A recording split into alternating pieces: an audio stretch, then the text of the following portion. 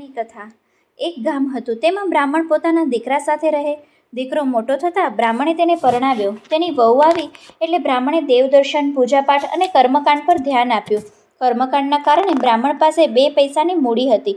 તે જરૂરિયાતવાળા ખેડૂતને પૈસા ધીરતો. ખેડૂત પાક પકવતા તે વેચી બ્રાહ્મણને વ્યાજ સાથે મૂડી પરત કરતો. બ્રાહ્મણે એક દિવસ કર્મકાંડનું કાર્ય પતાવી ઘેર આવ્યો ત્યારે દીકરાની વહુએ રસોઈ તૈયાર રાખી નહોતી. આથી બ્રાહ્મણે દીકરાની વહુને ઠપકો આપ્યો. વહુ જરા મિજાજવાળી હોવાથી તે કોઈને કહ્યા વગર પિયર ચાલતી પકડી. બ્રાહ્મણનો દીકરો ઘેર આવ્યો ત્યારે પિતા પાસેથી બધી વિગત જાણવા મળી. તેને પણ થયું કે ભલે ગઈ તેના પિયર 4 દિવસ રહી તેને મેળે અહીં આવી જશે. એક કરતાં પુરુષોત્તમ માસ નજીક આવ્યો. બ્રાહ્મણે તેના દીકરાને કહ્યું, દીકરા, 2 દિવસ પછી પુરુષોત્તમ માસ ચાલુ થાય છે. હું દર વખતે પુરુષોત્તમ માસનું વ્રત કરું છું. તારી મા હતી એટલે મને વાંધો નહોતો આવતો. હવે તારી મા નથી એટલે મને વાંધો આવે છે કે આ વ્રત હું કેવી રીતે કરીશ. નદીએ કથા વાર્તા કહેવા રોકાવું પડશે. કર્મકાંડનું કામ પણ ચાલુ રહેશે એટલે એકટાણું ભોજન બનાવવાની તકલીફ તો રહેશે. તો તારી પત્નીને તેના પિયરથી તેડી લાવ, જેથી તે ઘરનું કામકાજ સંભાળે તો હું શાંતિથી પુરુષોત્તમ માસનું વ્રત અને ભક્તિ કરી શકીશ.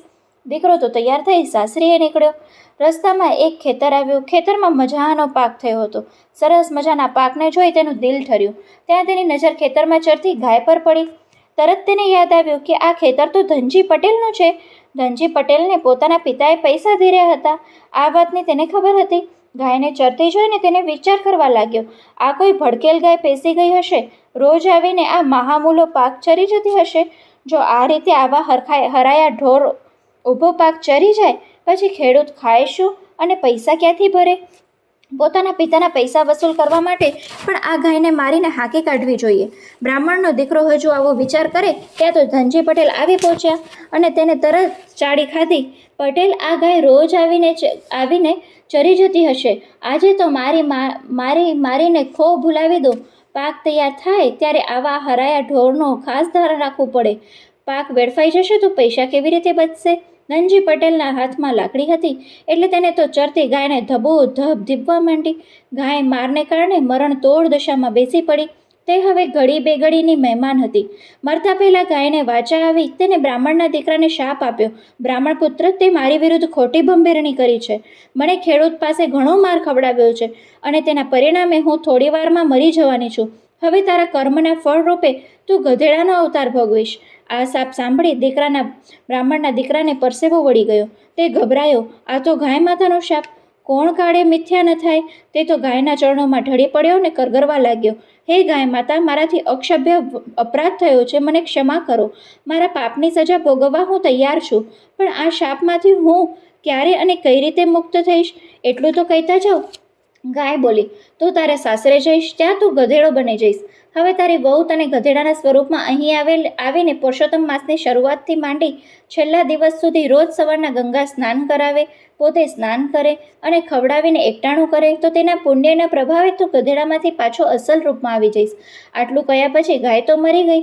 બ્રાહ્મણ પુત્ર ભાંગેલા પગે સાસરે ગયો. તેને ઢીલો જોઈ શાસ્ત્રી પક્ષવાળા રાજી થઈ ગયા. તેઓએ માન્યું કે હવે કેવા ઢીલા થઈને તેડવા આવ્યા છે. બ્રાહ્મણ પુત્રએ ગાયના બનાવની બધી પોતાની વાત પત્નીને કરી. તેનો શાપ અને તે શાપમાંથી મુક્તિ કેમ થવાય તેનો ઉકેલ બધું જણાવ્યા પછી તે તરત જ ગધેડો થઈ ગયો. બહુ ધર્મનિષ્ઠ હતી. તે ગધેડાને લઈ સાસરે આવી. પુરુષોત્તમ માસ શરૂ થતાં જ તે દિવસે રોજ સવારે ગધેડાને લઈ ગંગા નદીમાં સ્નાન કરાવે, પછી પોતે સ્નાન કરી વાર્તા સાંભળે, ગધેડાને ખવડાવે. લોકોને આ બધું જોઈ ઠઠ્ઠા મશ્કરી કરે, પણ વહુ તો એ ભલી, એનું વ્રત ભલું. આવી રીતે રોજ વહુ ગધેડાને લઈ નદીએ જાય, નવડાવે, પોતે નાય લે. આ વાત ત્યાંના રાજાના કાને ગઈ. રાજાએ સિપાઈઓ મારફત ગધેડાને પકડી મંગાવ્યો. વહુ તો રડતી રાજા પાસે તેના મહેલે ગઈ. રાજા ઝરૂખામાં ઊભા હતા. બહાર ગધેડો બાંધેલો હતો. વહુ તો ગધેડા પાસે ગઈ અને તેના શરીર ઉપર હાથ ફેરવવા લાગી. પછી રાજાને ઉદ્દેશીને કહ્યું, મહારાજ, મારો ગધેડો મને પાછો આપો. મને નવડાવીને તેમજ ખવડાવીને પછી જ મારે જમવાનું નિયમ છે. રાજા કહે, તું નદીએ જઈ ગધેડાને નવડાવે, તેથી ગંગા નદીનું પાણી ખરાબ થઈ જાય. ગંગા નદીમાં બધા જ લોકો નાય છે. આ પુરુષોત્તમ માસ છે એટલે નારાયણની સંખ્યા અધિક છે. એમાં તું તારા આ ગધેડાને નવડાવે તે યોગ્ય નથી. વહુ બોલી, હે મહારાજ, મારો આ ગધેડો સામાન્ય ગધેડો નથી પણ દેવતાઈ છે. આનું સાચું સ્વરૂપ જોવું હોય તો પુરુષોત્તમ માસ પૂરો થાય ત્યારે તમે મારા ઘેર આવજો. રાજાના દિલમાં દયા આવી. તેને ગધેડો વહુને સોંપી દીધો. નિત્ય નિયમ મુજબ વહુએ ગધેડાને નવડાવી ખવડાવી પુરુષોત્તમ માસ પૂર્ણ કર્યો. હવે તે ગાય માતાના શાપમાંથી મુક્ત થવાની તૈયારીમાં હતો.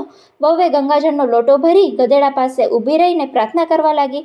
હે પુરુષોત્તમ ભગવાન, જો મેં આખો મહિનો પૂરેપૂરી શ્રદ્ધાથી તમારું વ્રત કર્યું હોય તો ગાય માતાના શ્રાપમાંથી મારા પતિને મુક્ત કરી અસલ સ્વરૂપમાં પાછો આપો. આટલું કહી તેને 3 વાર જળ તેના પર છાંટ્યો, જેથી તેનો પતિ અસલ સ્વરૂપમાં આવી ગયો. બીજા દિવસે રાજા રાણી વહુને ઘેર આવ્યા. તેમને આજુબાજુ નજર કરી તો વહુ કોઈ યુવાન સાથે વાતો કરી રહી હતી. તે જોયું. વહુની નજર રાજા રાણી ઉપર પડતા તે તરત ઊભી થઈ. રાજા રાણી પાસે જઈ નમન કરી કહેવા લાગી. પછી પોતાના પતિને પણ રાજા રાણીને નમન કરવા કહ્યું. છેવટે વહુએ બધી વાત કરી. પુરુષોત્તમ માસમાં વ્રત સ્નાનનો આવો અલૌકિક મહિમા જાણી રાજા રાણીએ પણ આજીવન પુરુષોત્તમ વ્રત રાખવાનો સંકલ્પ કર્યો. ગામ લોકોને આ પ્રસંગ પછી પુરુષોત્તમ માસના વ્રત અંગે વધુ આસ્થા અને શ્રદ્ધા બેઠી. ગંગા જળ સમ જળ નહીં, જે પાપ બાધા ન ધોય, પતિતને પાવન કરે જે સ્નાન કરતા હોય. બોલો પુરુષોત્તમ ભગવાનની જય.